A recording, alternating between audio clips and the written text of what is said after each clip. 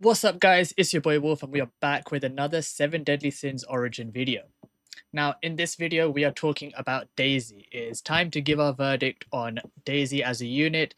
Is she a pull or is she a skip? Now I'm going to start with the TLDR, which is essentially if you're free to play, I would say skip her. If you're whaling, then maybe if you're spending in any form, maybe grab a single copy for future reference, just so you have her on your account because she may prove useful, and we'll explain why in a second. But if you're free to play, I would say she's pretty much definitely a skip. So let's explain why. Let's go into it. So there are a few uses for Daisy because obviously she has 3 different specs. She's got a DPS spec as an earth unit, a buffing spec as a lightning unit, and then she's a buffer for the wind team as well. So let's go over these one by one and explain how she performs in each one and why they contribute to my decision of whether she's a skip or a pull. So we'll start with the wind one. And as I talk about this, I will have footage showing me using Daisy in their respective teams, going over how she performs. Now, with the wind team, you're watching me fight the Toad off the top of my head, if I remember correctly. I'm fighting the Toad, but bear in mind, I tested out the wind team against the Toad on world level 2, because obviously my wind team is rather weak right now. I haven't invested into the wind units at all. I haven't powered them up. The team is sitting only at about 14,000 combat power. So it's pretty weak. I haven't ever used the wind team before either. So I was kind of just blindly going into this for the first time. So I used it at world level 2 against the Toad, and you can see that despite that, I still took quite some damage, still struggled a bit. Now, only half of that is probably because the team kind of isn't as great. The other half is because obviously I was inexperienced with the team. I didn't know what I was doing. I was kind of just YOLOing. But Daisy as a wind unit, let's go over how she performs, what she can do, and whether it contributes to her being a must pull or a save. So if we go into Daisy, let's take a look at her on the wind team. What does her kit provide as a wind unit? So off the bat, her passive gives us Wind Seed for 20 seconds, which for 20 seconds each time an allied hero attack results in a crit. And what this does is it decreases their wind resistance by 5% for 20 seconds when struck by crit up to 4 times. So it gives us a maximum of 20% decreased wind resistance as long as you're critting. Then she's got her normal attack, which has, okay, semi understandable values for something that's just supposed to be a buffer. Then her Q, which inflicts damage equal to X amount of attack on nearby enemies, increases allied heroes' crit chance by 5% for 40 seconds while the stance is maintained up to 4 times. So she provides 20% crit chance basically, and then she can stun. And then her E decreases the enemy's crit resistance by 6% up to 4 times, and it results in a crit against stunned enemies, which you get from your Q. So by decreasing enemies' crit resistance, that's basically an extra 24% crit chance that you're gaining. So together, these two, you're providing basically a 44% crit chance, which sounds good on paper, but we'll go over this in a second. And then her ultimate, again, decreases wind resistance by 20% and perseverance rate by 30%, which, if you don't know what that is, that's basically the opposite of your pierce rate. So perseverance rate is basically what protects against pierce. So she's decreasing their perseverance rate, so she's enabling more pierce damage from your team. And then she applies and become inflicted with Wind Seed as well. Yep, so she applies more Wind Seed again. Now, why is this okay? Why does this sound good on paper? Well, obviously it sounds great because she's giving us essentially 44% crit chance. And on top of that, she's reducing their wind resistance. She's enabling you to do a lot of damage. She's got a stun as well. Why is this not as amazing as it seems though? Well, if we look at another wind unit that we have in the roster, which is, where did he go? Oh, I forgot, I'm on the wind team. Hauser. Let's look at Hauser's kit for a second, and let's specifically look at the 2 kits that we don't care about the DPS spec because Daisy is not a DPS as a wind unit, so we're not comparing her to DPS. We'll compare it to Hauser's buffing spec and his support spec, because what do these do? Well, the buffing spec kind of does a decent job of buffing. When an allied hero attacks a bleeding enemy, their wind damage increases by 20%. This is a straight up 20% wind damage increase when an allied hero attack causes bleed.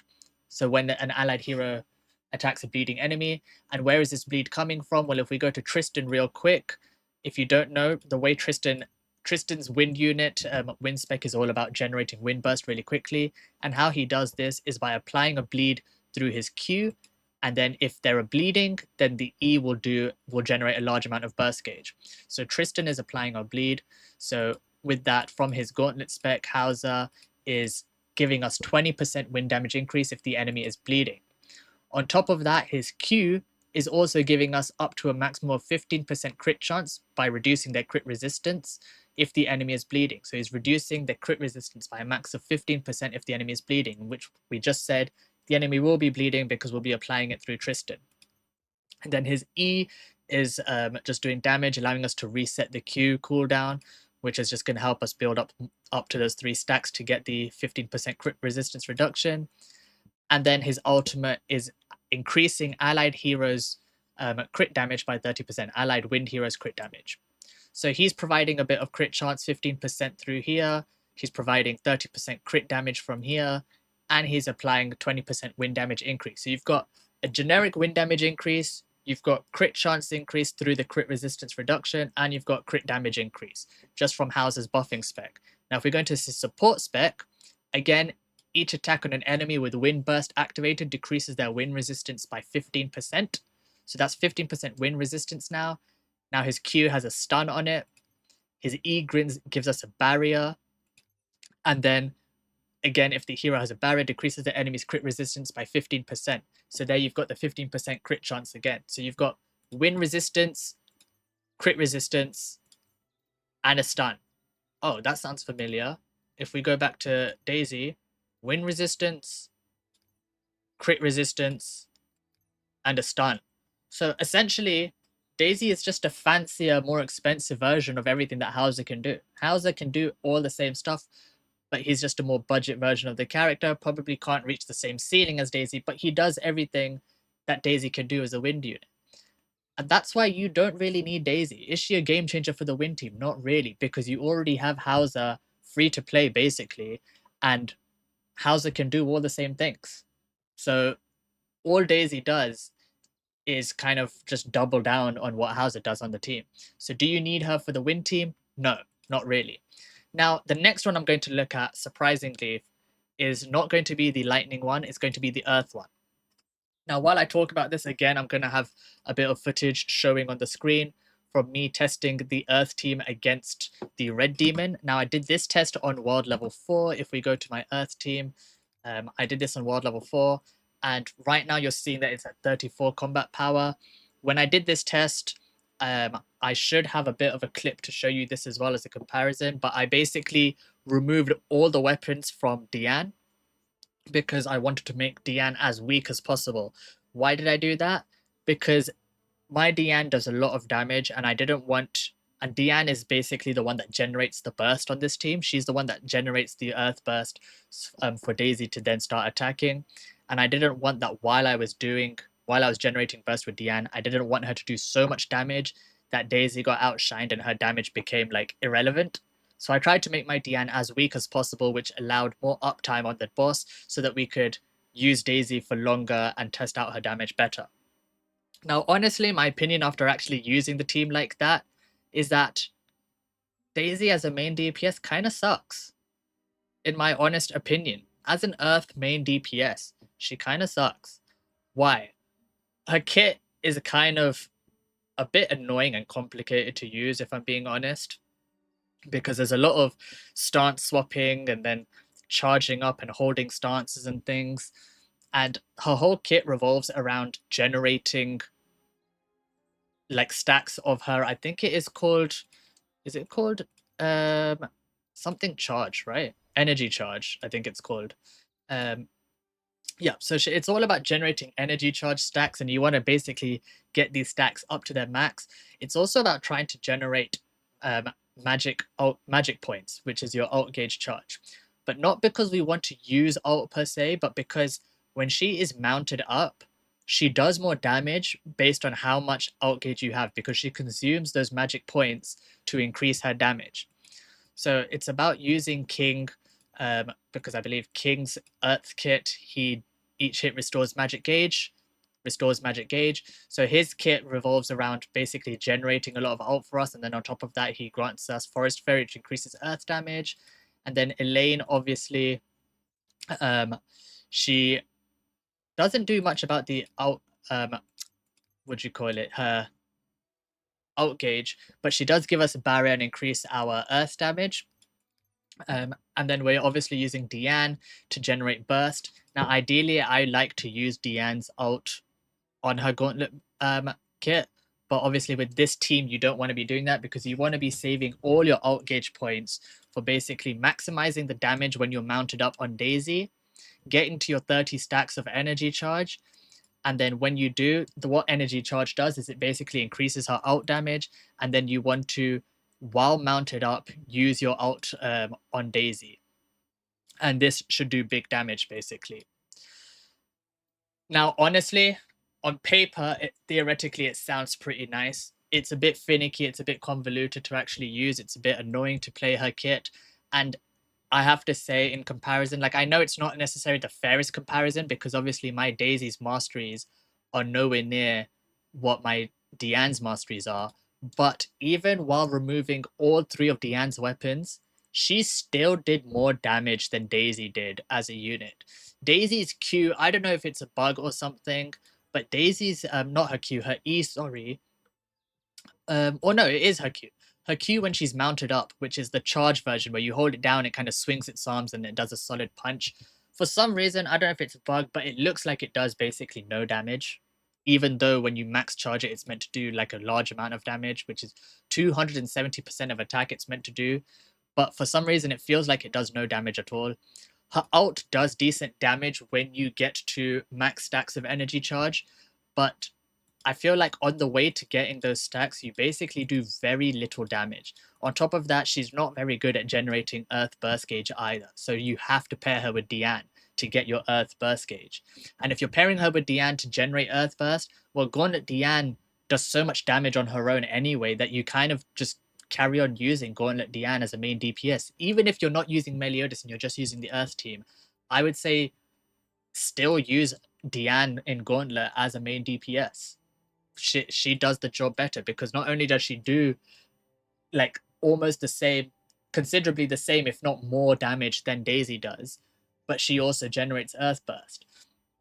So she does Daisy's job, but better in my opinion.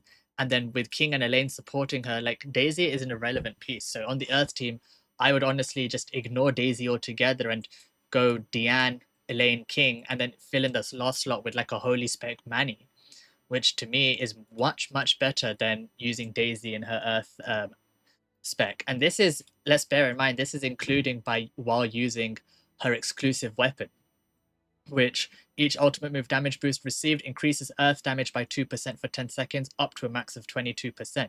So that's 10 stacks. At 10 stacks, you've got increased, each ultimate move damage boost received increases Earth damage by 2%, up to 22. So that's 11 stacks, sorry. At 11 stacks of energy charge, because energy charge is increasing our alt move damage, we're getting maxed out Earth damage boost at level 1 on this weapon, which we're generating energy charge all the way up to like 30 stacks. So you're going to guarantee to have 22% increased Earth damage from this, and she still feels really lackluster. So in that sense, Daisy for Earth team, if you're pulling her for the Earth team, don't bother. She's a skip. Diane does her job, the same job, and she does it better. So if you're pulling for the Earth team, you don't need Daisy at all. Now, finally, let's come. So before we move to the next one, putting the Earth spec and the Wind spec together, if you're taking those two specs into consideration, should you pull for Daisy? No.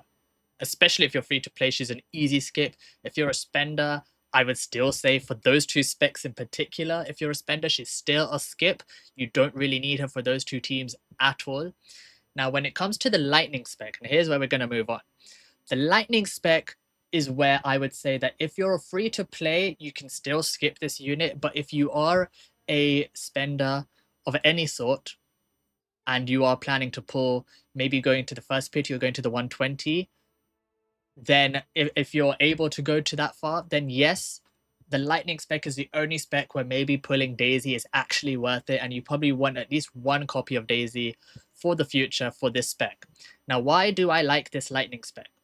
The lightning spec on paper, now obviously I haven't got the full lightning team, I haven't got Drake, so I couldn't get any footage to really showcase and test this out with the lightning team, apart from if you saw how it performed in the first look video that I put out yesterday or day before yesterday, then you will see how she performs with the lightning team on there.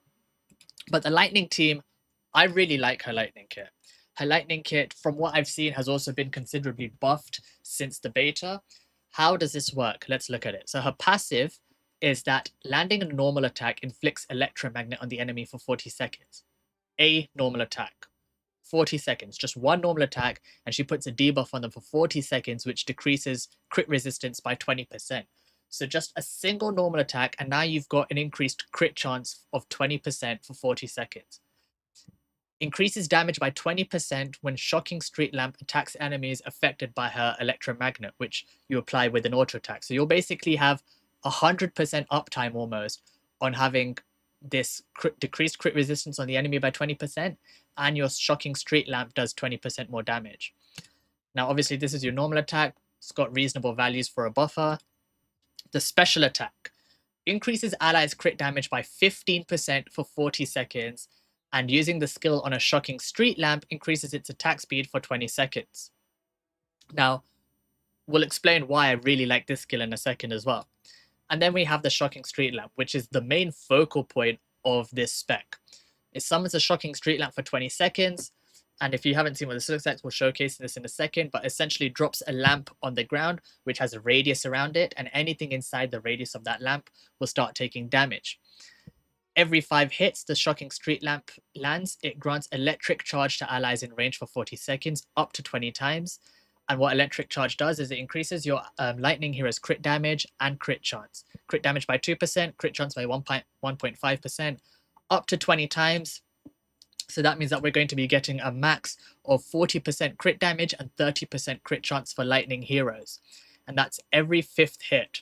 Now, while it does seem like it's going to be difficult to get every 5th hit when it's 20 stacks, let's bear in mind that for starters, this skill is a stacks thing. So it has charges. You can use multiple charges of it, and its cooldown is also already pretty low because it summons a lamp for 20 seconds, but the cooldown is 12 seconds, which means that you will have almost permanent uptime on this street lamp. So the only way you lose stacks or you lose uptime is if enemies walk out of the radius of the lamp. On top of that, your Q is increasing its attack speed, and it's on an 8.4 second cooldown, and it increases the attack speed for 20 seconds. So you should have near 100% uptime on this, if not guaranteed 100% uptime on this as well.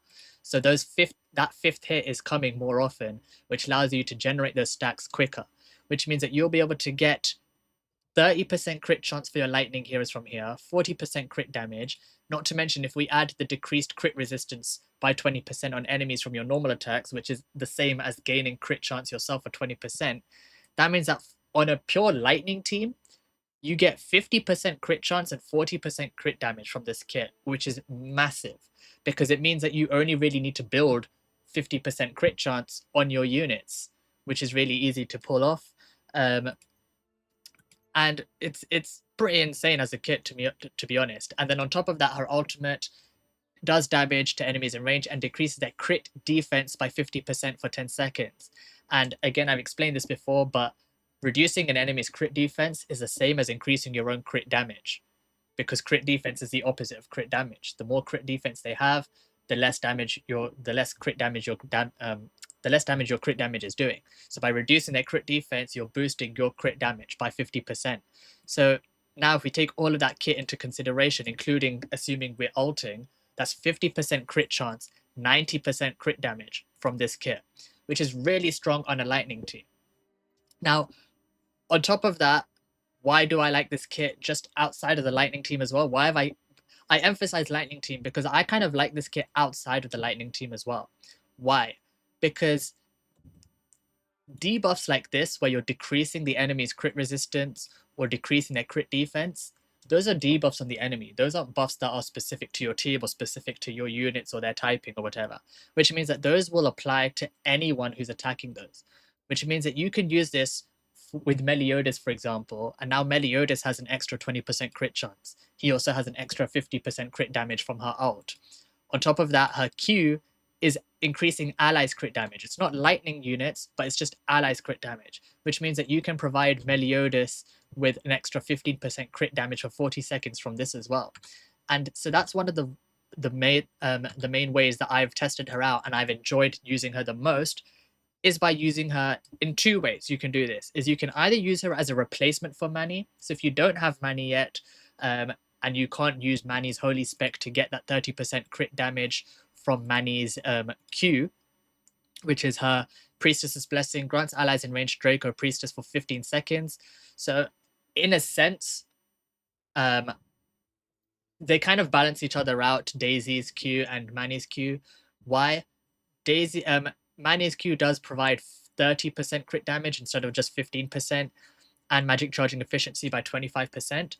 But the difference is you have to be standing inside the circle to get the buff from Manny, and it's also for 15 seconds. Compared to Daisy only gives us 15%, and this is with no dupes, bear in mind. With no dupes, she only gives us 15%, but she gives it to us for 40 seconds, and it's a buff on you. So you don't have to maintain standing inside a certain circle or something, which can get annoying at times because bosses move around a lot.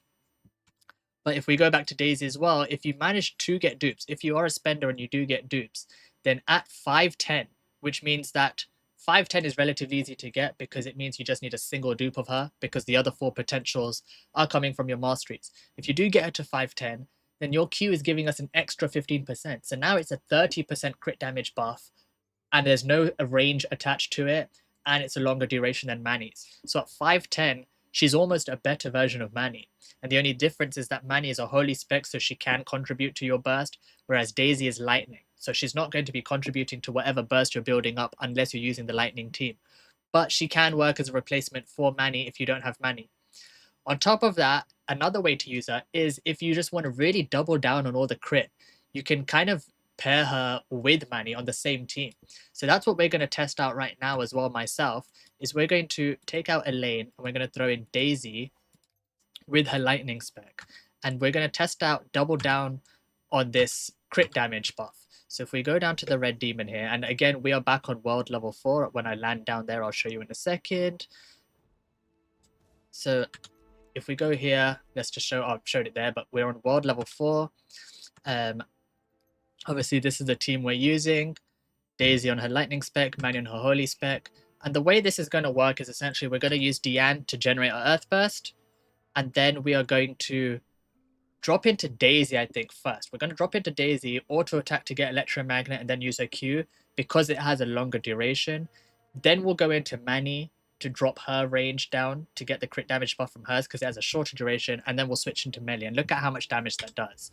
Now, I haven't tested it like this with both of them paired together yet. I've tested it as a replacement for Manny, so this will be my first time kind of seeing how this performs as well.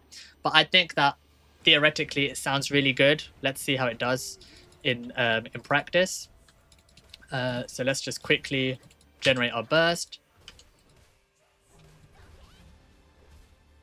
Dodge that.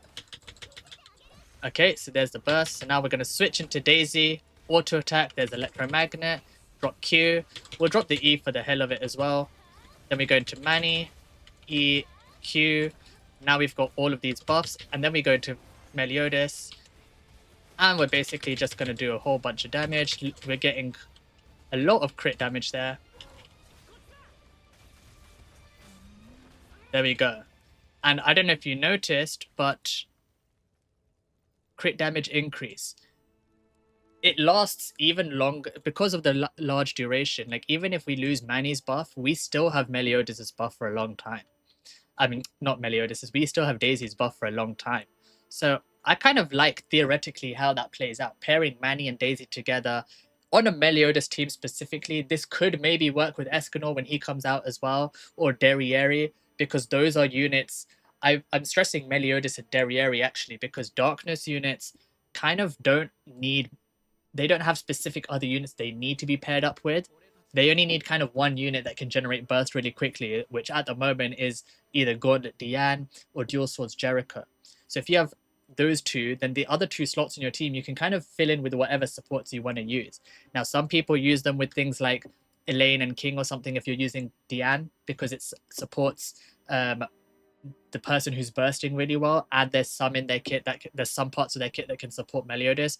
But you can also just use supports like Manny and Daisy, which kind of universally support. Now, the other reason why I think that pulling for Daisy because of her lightning spec is particularly worth it is because of this. Now, I want to draw your attention to this screen right here, which what this is this is showing us. This is on origindb.gg. If anyone wants to take a look at this site, I'll put a link down to it in the description below. But essentially, this is showing us all the units in the game. So these are all the units we currently have, including Daisy here. But this shows us the option of looking at all the unreleased units yet as well. And there are two units in specific I want to draw our attention to on the unreleased units, and that's these two, Merlin and Gotha. Now, Merlin and Gotha both have a lightning spec as well. Now, Merlin, as a lightning spec, is most likely, I want to say she's most likely going to be a main DPS in her lightning spec as an alternative to Drake. Gotha, I feel like, is more likely to be a support. I feel like knowing the way Gotha's been designed in other Netmarble games, so for example, Gotha in Grand Cross, and Gotha in the 7DS Idols game, Gotha has always been more of a supportive unit. So I imagine that across the three specs, Ice, Dark, and Lightning, Gotha is probably going to be like a support/buffer unit in those specs, but Merlin has a good chance of being a strong Lightning main DPS. And with those units coming out, I could imagine that Daisy, with her insane Lightning kit that really buffs our crit damage and crit chance, I can imagine that there'll be some really strong synergy with these units in the future.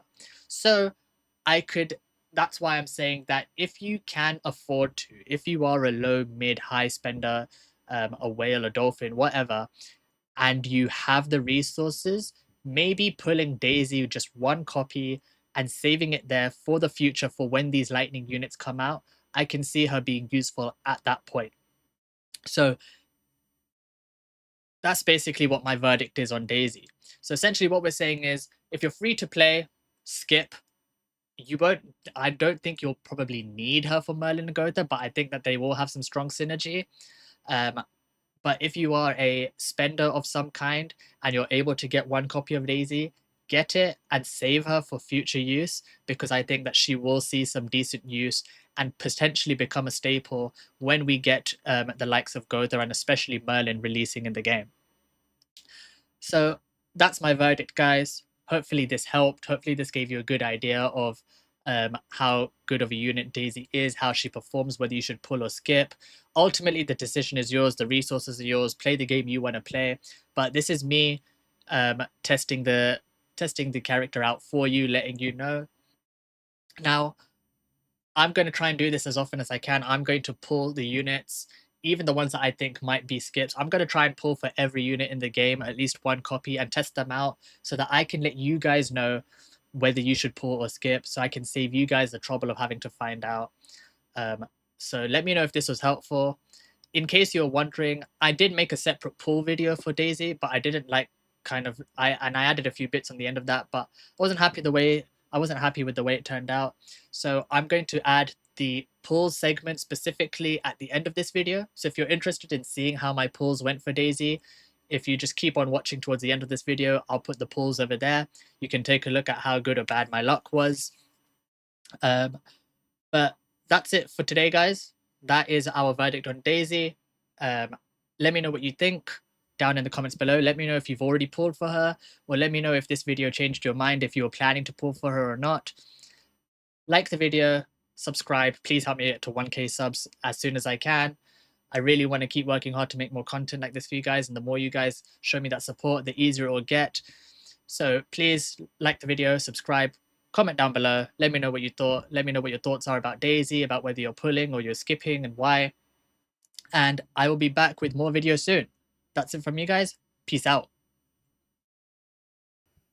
She's a support for 2 teams, and then she's a main DPS in the Earth team, but I'm using Meliodas as my main DPS, so I'm probably not going to be using her as a main DPS, but we'll have to figure it out and see how it goes.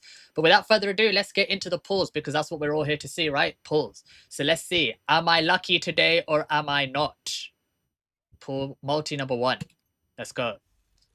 Did we get anything? Well, no. It was too hopeful to get on the first multi, right? Let's just skip. We don't look at the ones where we're guaranteed to not get anything. What did we get? We got 2 SR weapons. Okay, next multi. Anything? Oh, second multi in. And this is literally 20 out of 80. Did we get something interesting, or is this just a double SR or a fake out, or what? Let's see. I'd be surprised if I actually got... I think I meant to do it like that. Yep. I'd be surprised if I actually get something, because... Yeah, no, I didn't think so. I got incredibly lucky on the Meliodas banner. There's no way I get this lucky on Daisy's banner straight away as well. What have we got here? Oh, is that a fake out?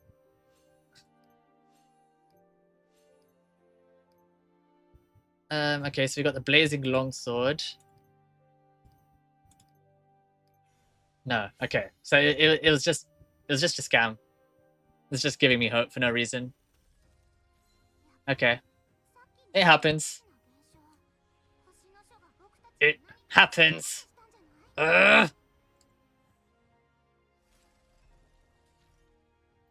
Okay. Should I skip? Should I not? Well, yeah. Okay, we'll skip now. Double SR. What did we get? We got Griamore, and we got... What is this? Greatsword, jet black greatsword, which is interesting. It's nice that I'm still getting a bunch of these new things, because I've mentioned this in one of my previous videos. Every time you get a new weapon, it registers in your special codex, and the more you level up your special codex, the more you're going to be able to pull the rewards at the bottom of it, so that's nice. Let's go. 4th multi. Having that 120 thing at the bottom is really nice, because it helps you really keep track of how many multis you've gone, at least until you get to 120. Let's spin. Anything? No. We got another one of these jet black greatswords. Okay, so we're halfway to pity. Yep.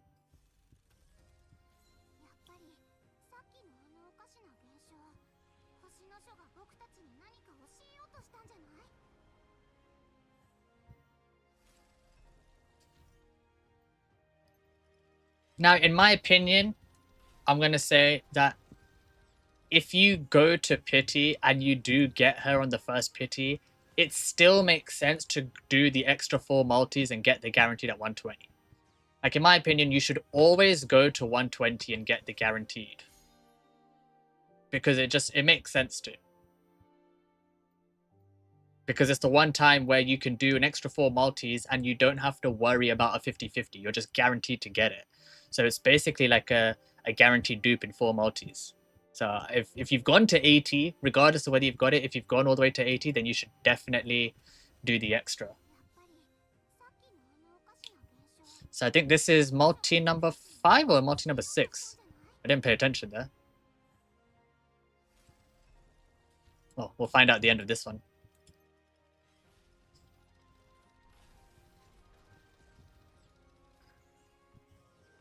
This isn't going to be anything.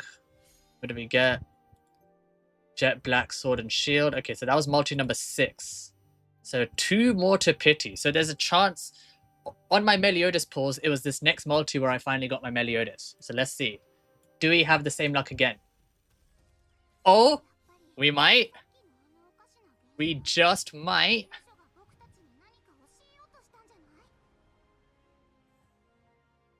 I feel like that 7th multi before that penultimate multi before you get to the full 80 always has like a bit of a soft pity chance to trigger.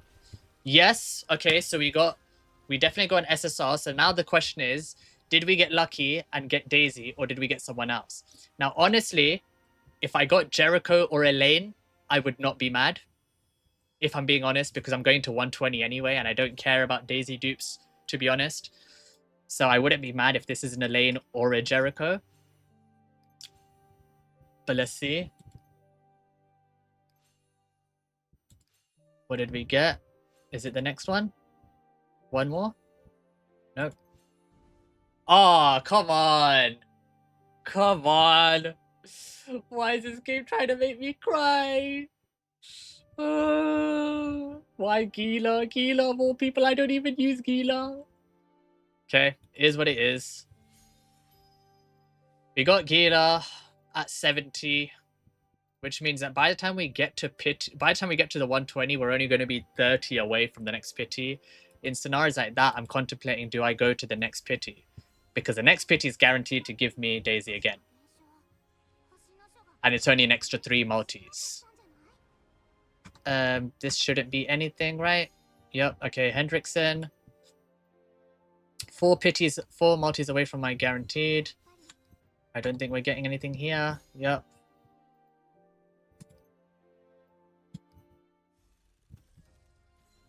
I mean, unless I see the ferret, I think it just makes sense to skip. What's this? Rapier. 2 multis away from our guaranteed.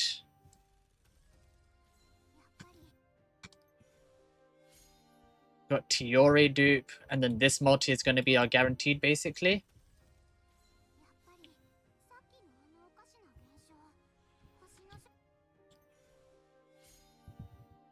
We also got Blazing Gauntlets and a Hauser dupe. Reward obtained. So let's grab the free guaranteed Daisy. There we go. Hey, we pulled it. Sad. Copium. Sad. Okay, well, we got Daisy. We're 3 multis away, and I actually have enough to do 2 multis already, so we're just going to do it. We're going to go ahead to go pity. There's a chance that we get lucky again, and we get it on the soft pity. We get an SSR on the soft pity. Maybe I won't have to get the extra bit just to finish off the last multi.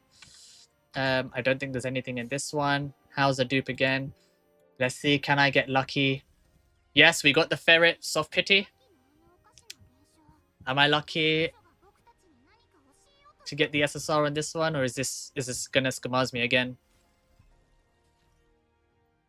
Let's see. Spin the wheel.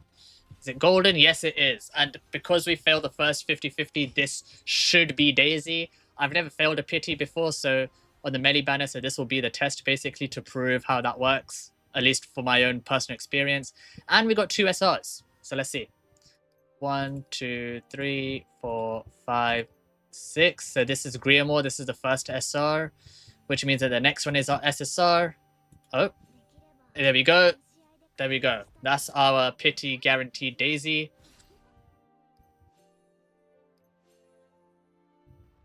And then Tristan. It's about time I finally got a Tristan dupe. Okay, so now we got base copy and we got a single dupe of Daisy, which means that that is 100% where I'm stopping, because by the time you complete the masteries and get all her 3 weaponries done, that's going to put me at a 510 Daisy. And honestly, I think that that should be enough.